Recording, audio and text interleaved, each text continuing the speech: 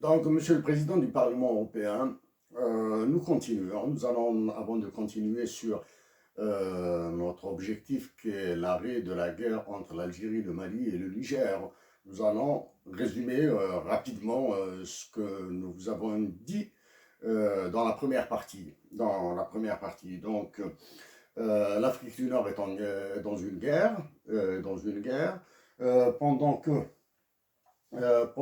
la Banque centrale européenne accorde, a décidé d'un budget de 750 milliards d'euros, 750 milliards d'euros pour la relance économique de l'Europe, et malgré la condamnation de la Pologne et de la Hongrie sur leur violation des droits de l'homme, l'Union européenne a trouvé une solution de rechange.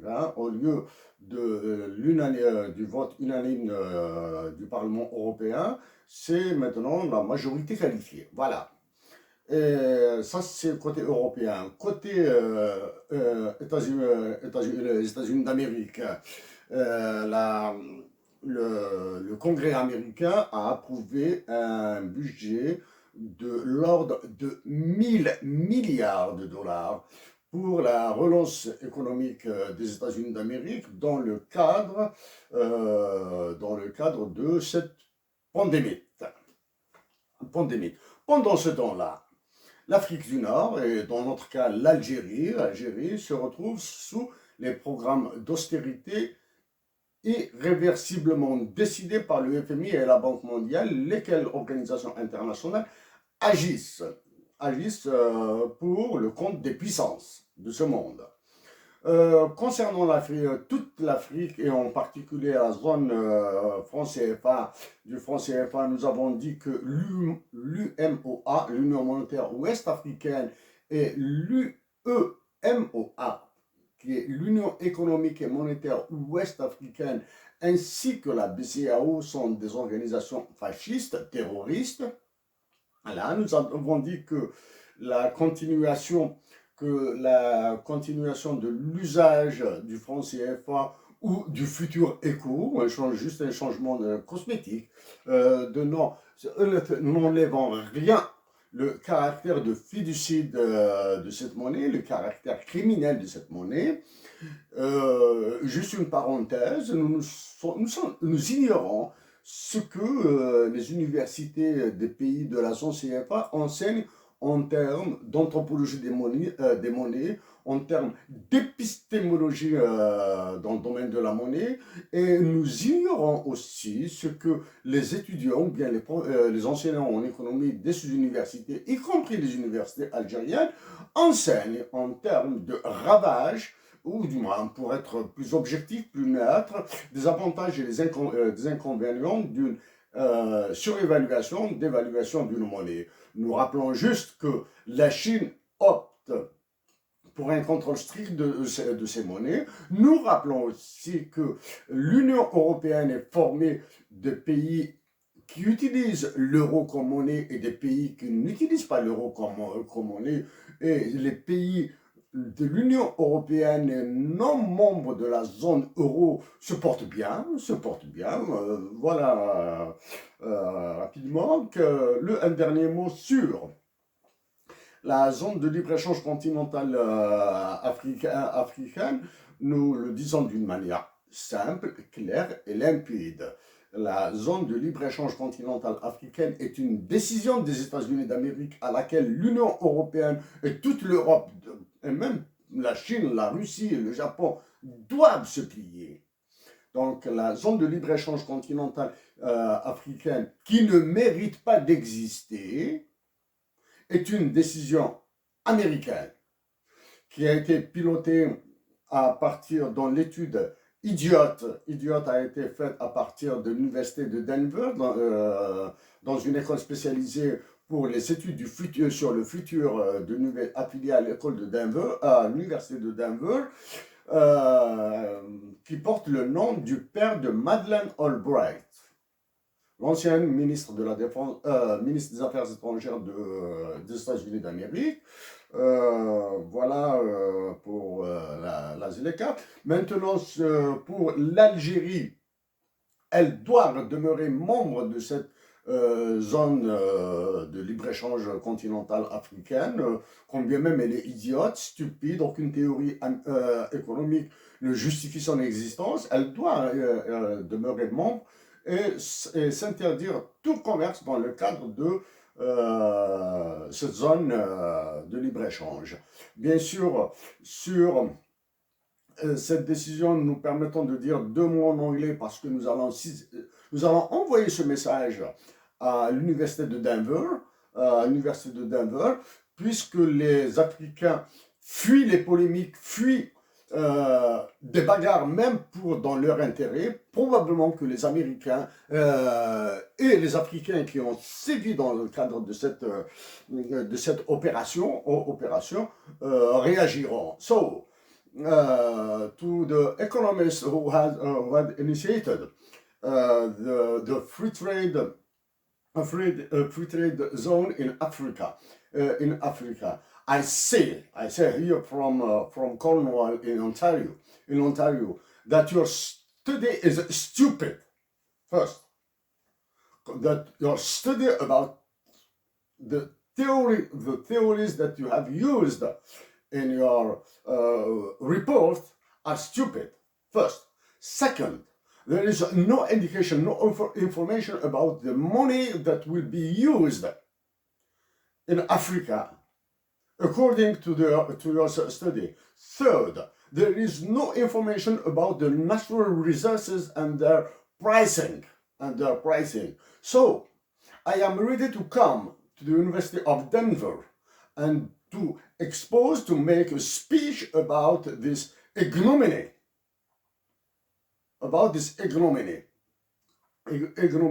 Either in history or in economics.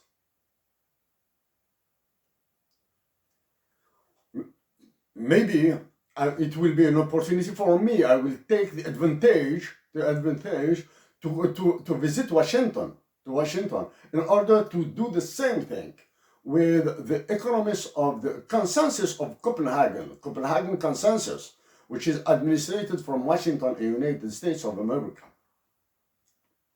Voilà. Monsieur David Sassouli, il est clair que nous allons orienter nos mots sur cette guerre que subit l'Algérie, toute l'Afrique du Nord et en particulier cette guerre entre l'Algérie, le Mali et le Niger en nous focalisant sur la France. Nous répétons que nous sommes prêts à venir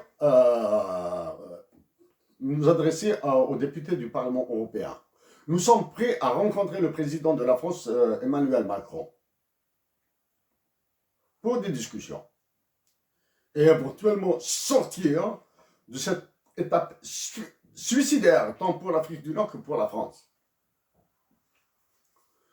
Maintenant, le président de la France est dans une impasse. Il a toutes ses démarches au niveau international ont abouti à un fiasco. Beaucoup d'exhibitionnisme au Liban, beaucoup de ravages au Mali. C'est la première. Après avoir attaqué de front la Russie, là maintenant il cherche à l'amadouer. 3. Les États-Unis d'Amérique vont écraser la France. Peu importe le président des États-Unis, qu'il soit démocrate ou républicain, peu importe. Ils vont le satisfaire par des déclarations de forme sur le programme sur le climat à Paris, etc., programme de l'action climatique, de l'accord de Paris, etc. À l'intérieur même de la France, ça nous sommes admiratifs. Au début de son mandat, le président Emmanuel Macron a écrasé un général qui a osé remettre en cause son autorité. Il a écrasé un général relativement lourd de l'armée française qui a osé remettre son autorité. Pour ça, chapeau. Mais en contrepartie, maintenant il va jouer à faire l'équilibrisme pour soutenir les généraux, les généraux algériens qui décident à Alger, ceux qu'il appelle méchamment ceux qui décident pour l'Algérie, et les généraux qui ont fui l'Algérie. Tenant, l'armée algérienne se trouve gérée, dirigée par des généraux qui ils sont devenus les qui d'un jeu malsain antipatriotique. Ah. En France, le président de la France a broyé aussi, il a laminé carrément son ministre de la Justice, le garde des Sceaux. Un célèbre avocat. Mais une fois, bon, c'est un super coup qu'il a joué. Nommé ministre de la Justice, il l'a mis, il l'a mis à genoux, hein, il l'a mis carrément, pour éviter une expression plus méchante. Hein. Il l'a mis à genoux. Là, maintenant, avec la défiance des magistrats, c'est-à-dire une défense des magistrats français, et en particulier ceux du parquet national financier français, c'est-à-dire là où se gèrent toutes les affaires de corruption internationale. Il l'a mis à genoux. Après avoir tourné autour du pot, sur le séparatisme, sur ça, sur l'islam, sur la laïcité, etc., le président de la France, maintenant, a lâché le morceau. On leçon le débat sur la définition de c'est quoi être français. Nous ne sommes pas français. Nous avons beaucoup d'amis français. Et nous disons à nos amis français, à la nation française, qu'il y a un terreau gigantesque de très bonnes relations entre l'Algérie et la France. Mais nous disons au président de la France que la question sur la définition de c'est quoi être français au XXIe siècle, la réponse est toute simple. C'est être chrétien, être occidentaliste, chrétien et non méditerranéen, et oublier toutes ces histoires de religion, de différence, etc., avec ce slogan vide. C'est un concept exagérément vide d'universalisme. En d'autres termes, le président de la France a décidé d'anglo-saxoniser les Français. Voilà. Pour la guerre, venons avant d'aborder directement cette guerre qui se déroule sous nos yeux entre l'Algérie, le Mali et le Niger, nous rappelons que le Conseil de sécurité de l'ONU est actuellement bloqué. Nous précisons la signification du blocage du Conseil de sécurité bien sûr en droit international, c'est-à-dire selon la Charte des Nations Unies. Le Conseil de sécurité de l'ONU peut se réunir autant de fois qu'il veut. Il peut émettre autant de résolutions qu'il veut. Elles ne seront que de forme et non de fond.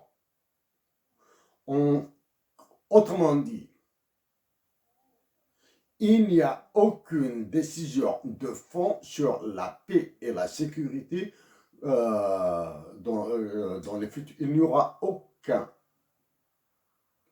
aucune décision de fond sur les questions de paix et de sécurité qui se passent actuellement et dans le futur au sein de l'ONU.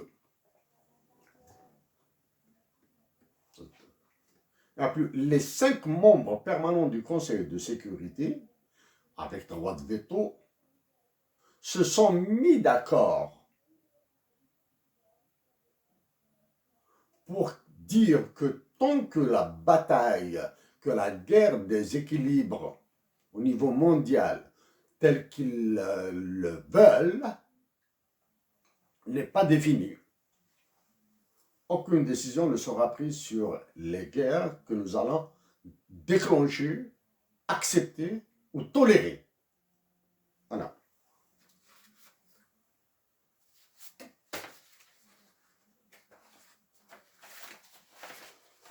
Monsieur le Président du Parlement européen, Monsieur David Sassoli, celle-ci est la carte des conflits dans le monde que nous avons limité à quasiment la moitié nord de l'Afrique.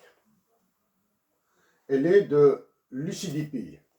L'UCDP, c'est de Uppsala Conflict Data Program. Uppsala, c'est l'université d'Uppsala qui est en Suède. Uppsala est une petite ville très sympathique hein, que nous avons visitée il y a longtemps. Et nous avons visité cette université, l'université d'Uppsala. Donc Uppsala est une petite ville au nord de la Suède, à 60 km à peu près de Stockholm. Elle est dans la direction de Luleå. Donc voici le graphique. Ce sont les conflits de 1989 à 2019. Et voici. Et vous avez un pic au niveau de à peu près, hein, 2017, ça c'est 1993-96. Dans cette période, la guerre civile en Algérie, la guerre contre les civils en Algérie, était quasiment à son paroxysme. Ce graphique, cette courbe de victimes, et nous allons définir ce qu'est une victime. Vous avez de state-based violence, la violence créée par les États. Non-state violence, on va dire la violence non identifiée comme étant déclenchée par des États. C'est-à-dire là, nous mettons tout ce qui est banditisme, mafia, crime de milice, etc. And one-sided violence, puisque les crimes, la violence étatique est mentionnée au début. Donc le one-sided violence, c'est tout ce qui est collé au groupe terroriste, qu'il soit d'obédience religieuse, qu'il soit d'obédience mafieuse, etc. Ce graphique ne doit pas vous induire en erreur avec ce sommet, ce P. Parce que ce sont les effets de ces conflits dans le temps. Si c'est un regard transversal, donc il faut un regard longitudinal.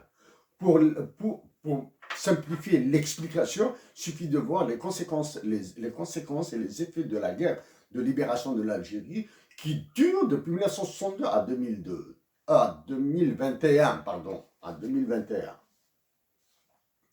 C'est-à-dire, dans moins d'une année, ce sera 60 ans.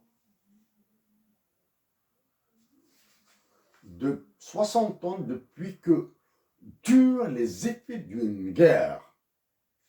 Donc les effets de ces guerres, de ces conflits, de ces violences pourraient aller jusqu'au 22e siècle, jusqu'à l'an 2100. Et au-delà, 22e siècle. Pour ça, il suffit, bon, du moins, l'une des références académiques que nous suggérons, c'est de lire Norbert Elias sur les effets d'une guerre. Passons maintenant au reste.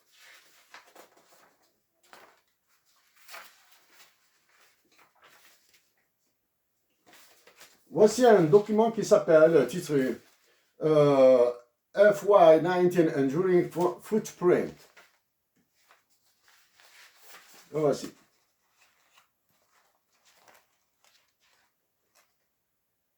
Footprint. Ce document déclassifié de l'armée des États-Unis d'Amérique, déclassifié en février 2020, montre toutes les forces américaines présentes en Afrique, et une présence permanente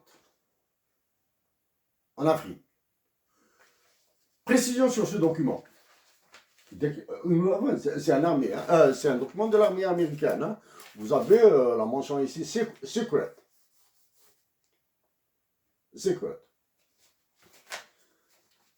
Enduring footprint. Footprint, pourrait faire penser à l'empreinte écologique hein, dans le développement durable et la gestion des ressources naturelles. Dans ce cas-là, c'est l'empreinte l'empreinte du pied de la puissance de feu des États-Unis d'Amérique en Afrique. Maintenant, enduring, ça veut dire permanente. À ces forces, il faut ajouter les forces françaises qui sont dans l'Afrique sahélienne, avec une insulte qui est la présence, entre guillemets, du commandement du G5 Sahel à Nouakchott, donc les forces françaises, au Mali, au Niger, au Tchad. Maintenant, la République centrafricaine est un problème. Parce qu'il y a des forces françaises en RCA, il y a les forces américaines, et il y a des forces russes. Ailleurs, dans ce qui est appelé la corne de l'Afrique, ici, maintenant il y a des bases chinoises, des bases militaires chinoises. Il y a des bases militaires russes. Donc toute l'Afrique, avec l'Union africaine qui continue à boire sa honte en étant silencieuse. Mis à part des petits mots comme ça, non officiels, informels, dans la presse, que les États africains ont exagéré en autorisant la présence des forces étrangères sur leur territoire. À côté de ce document, M. Sassoli,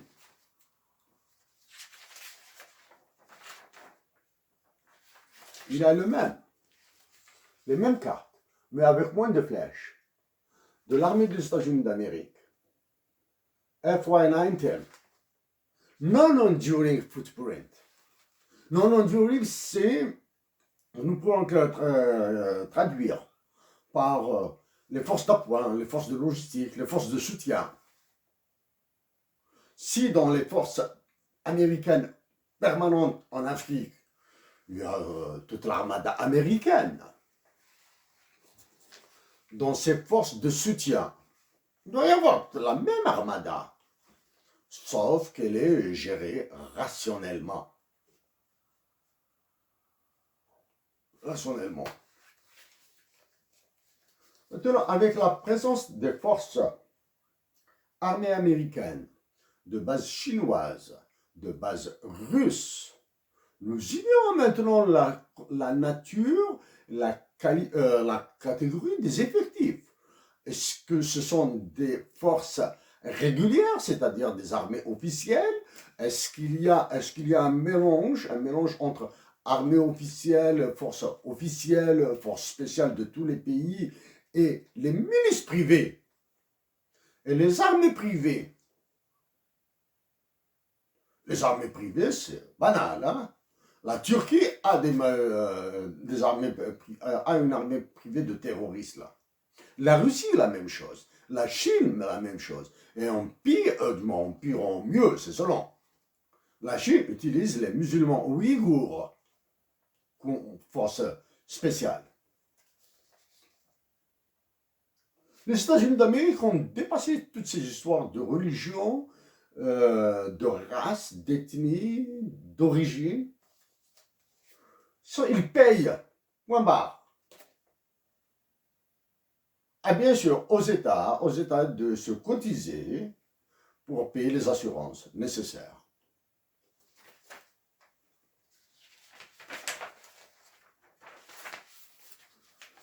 Donc nous avons terminé, du moins, présenter rapidement la présence des forces étrangères non africaines en Afrique.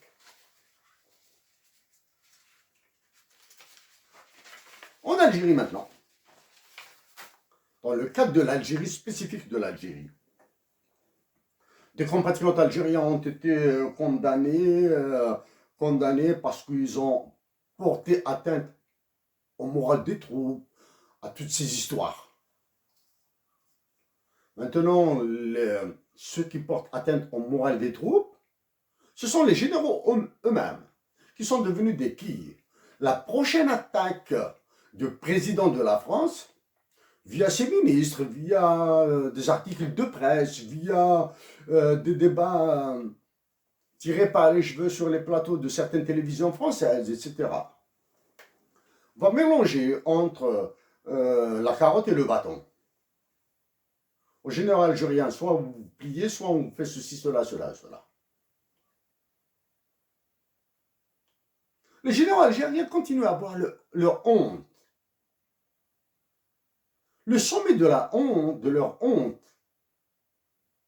ils l'ont atteint. L'organisation d'un référendum sur un texte chiffon, antipatriotique, qu'ils ont appelé la Constitution, un 1er novembre. Ça, c'est la première.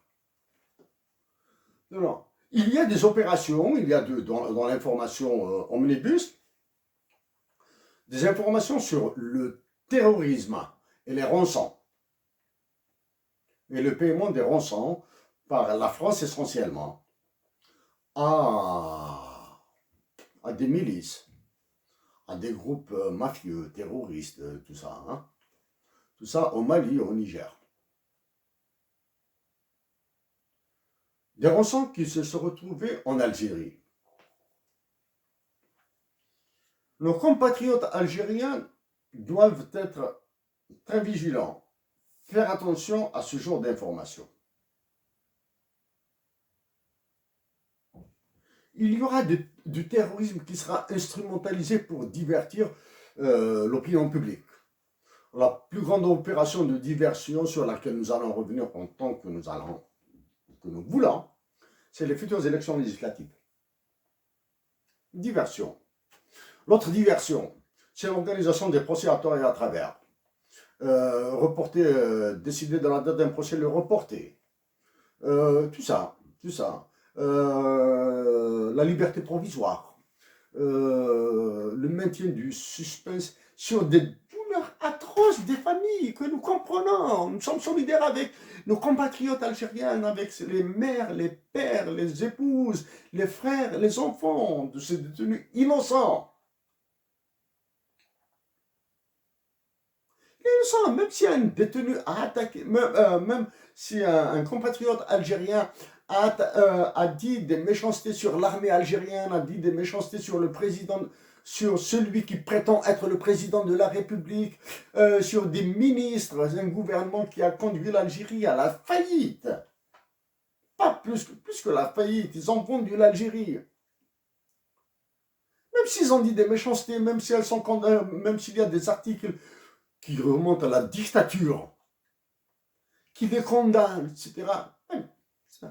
Pour nous, ils sont innocents. Pour nous, nous comprenons, nous avons aussi mal qu'eux. Mais ceux qui ont... Et c'est pour cette raison que nous leur demandons d'être encore plus solidaires avec les soldats, les hommes de troupes là. Ce sont eux qui sont en train de galérer au sud. La question du sud en Algérie, nous l'avons soulevée en 2014 pendant qu'ils étaient en train de traîner dans la boue, dans la mélasse, dans les égouts de la majorité de l'Algérie. Et maintenant, aucun n'ose s'exprimer sur cette amazérité. Continue à condamner des compatriotes pour l'emblème Amazir parce qu'il a écrit quelque chose en Amazir, etc.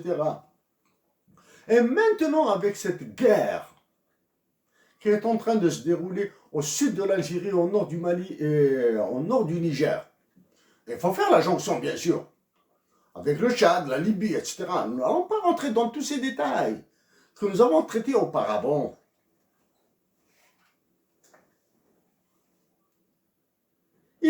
C'est cette amazérité qui va encore exploser l'Algérie.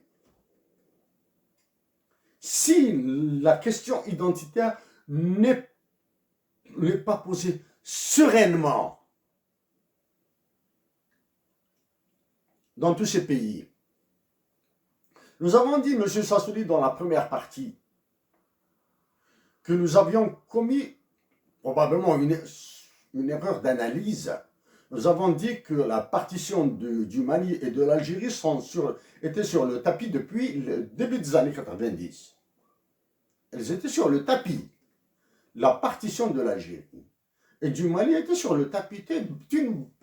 En Amérique du Nord, dans les études universitaires et académiques, c'est un sujet tellement rabâché, tellement ressassé qu'il est devenu banal. Nous avons dit que nous avons commis une erreur. Nous avons dit que le Mali sera partagé en deux États, un État du Nord et un État du Sud. A priori, il y a une troisième région, c'est l'extrême sud du Mali, avec le Burkina, le Bénin, c'est ça? Ça, ce sont des problèmes liés à l'accès à la mer, etc. Nous avons parlé de cette question en 2014 à l'Université de Montréal dans le cadre des études de l'économie de la majorité de l'Algérie. Donc le Mali est déjà partagé officiellement. Formellement, il est déjà partagé en deux. Maintenant, il y a cette troisième partie au sud qui nous échappe. Nous avons d'autres sujets à traiter que ça. Le Niger est entré dans une phase trouble avec les futures élections, avec la future élection présidentielle. Nous avons lu quelques informations comme ça, accolées à l'actuel président du Niger. Mais n'ayons pas écouté le président du Niger parler lui-même, faire une déclaration, nous empêchons de les interpréter. La question de la Libye, elle est réglée depuis longtemps. Elle sera partagée en deux, l'Est et l'Ouest et le Sud. Le Sud de la Libye est un problème immense, avec le Tchad, et un peu plus loin, le Soudan. Il faut faire le lien avec le Darfour. Dis-moi, selon toutes les gesticulations, toutes les déclarations politiques, en particulier de la diplomatie algérienne, sont d'une nullité affligeante. Affligeante. La dernière question qui est posée, c'est la question du Sahara occidental. Le président du Sahara occidental serait plus avisé premièrement, à éviter l'erreur de l'Algérien qui s'appelle formellement en forme longue, République algérienne démocratique et populaire. Algérie, c'est un nom français. Démocratie populaire. Ça. Lui, le président du Sahara occidental, dans sa forme longue, s'appelle République arabe sahraoui démocratique. Monsieur le Président, pour nous, nos grands-mères, nos grands-pères, soit nous disent que nous descendons de Seghi al-Hamra, que nous venions du Seghi al-Hamra, parce que c'est tous les Amazirs d'Algérie qui viennent de Seghi al-Hamra, Rio de Oro. Parce que c'est une partie, nous ignorons. Prenez en charge, Monsieur le Président du Sahara occidental, prenez en charge dès à présent la question de l'identité. Sinon, vous l'aurez comme un problème qui va encore aggraver votre situation. Nous n'avons pas de complexe vis-à-vis de la colonisation, décolonisation, libération des peuples, autodétermination des peuples. L'Espagne a massacré notre territoire récemment, ça fait moins d'une année. Sur les eaux territoriales. L'Espagne nous a massacrés. Pour la faire taire, l'Algérie lui a ouvert son économie, une partie de son économie. Situation de faiblesse extrême. Le Maroc s'est réjoui. Le Maroc s'est réjoui de la reconnaissance de son autorité sur le Sahara occidental. C'est un baiser de Judas. Un nos frères marocains, un nos frères du Sahara occidental. Cette histoire est un baiser de Judas. C'est de la dynamite.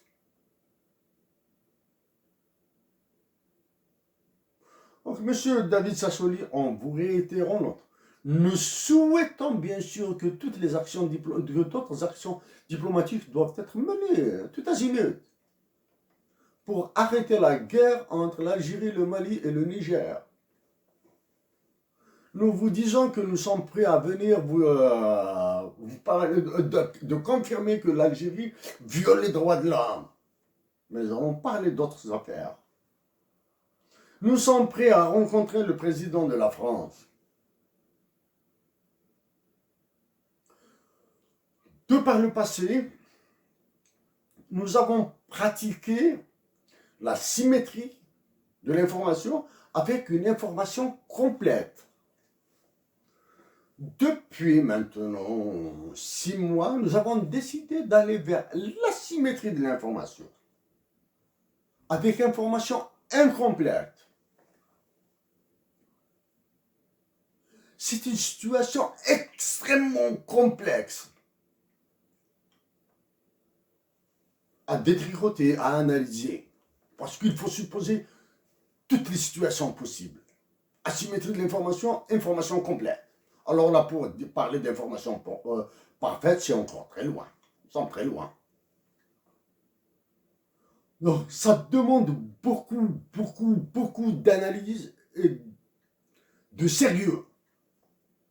Maintenant, pour ramener ce beaucoup à peu, ou bien à assez peu, des Algériens peuvent faire des efforts à régler, à répondre clairement aux problèmes internes. Comme ça, nous saurons ce que nous voulons. Et pouvoir déterminer dans notre jeu ce que nous appelons en théorie, nous avons le droit d'utiliser ce mot équilibre et coopération internationale. Parce que nous, comme nous l'avons dit auparavant, nous savons ce qu'il y a derrière. Mais l'État algérien, non. L'État algérien, non. L'État marocain, non. L'État malien, non. L'État, nous parlons des États. Nous ne parlons pas de ces lumières du Maroc que nous avons rencontrées.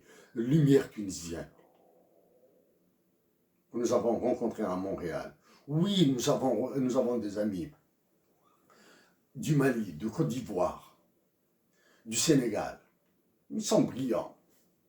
Mais comme certains Algériens, Tunisiens, ils sont brillants ailleurs. Monsieur le Président du Parlement européen, pardon, Monsieur David Sassoli, nous continuerons à agir pour la paix en Afrique du Nord. Mais désormais, nous agirons pour la paix en Afrique du Nord avec une condition sine qua non, avec une hypothèse de base qui ne changera plus. L'Afrique du Nord est amazigh. Une Afrique du Nord amazigh qui aime les autres. Une Afrique du Nord amazigh à nos frères des Aurès, à nos frères du Mzab, à nos frères du Titri en Algérie, de l'Ouest, de l'Est. Aimons-nous pour ce que nous sommes. Nous pouvons nous détester pour ce que nous faisons.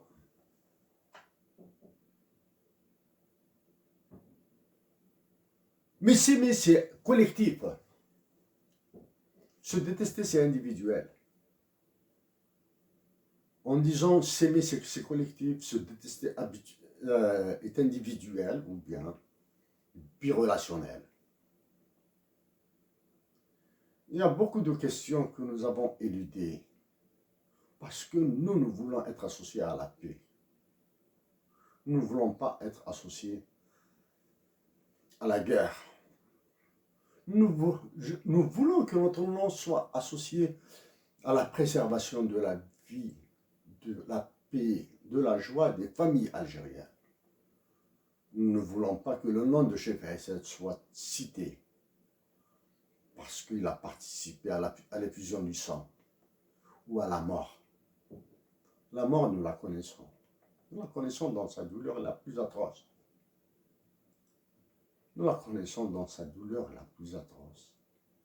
Nous l'avons vue durant notre service militaire, de 84 à 86. Nous l'avons vue durant notre vie à Alger, quand nous travaillions à Alger Centre et que nous habitions Banjarah, Quai de Constantine, à Naja. Nous avons vu la violence quand nous nous déplacions d'Alger à Béjaïa pour rentrer chez nous à Boujdil, sur la route de Bouira, de Khabariyat, de Al-Mizan, de Yakouran, d'Asfoun.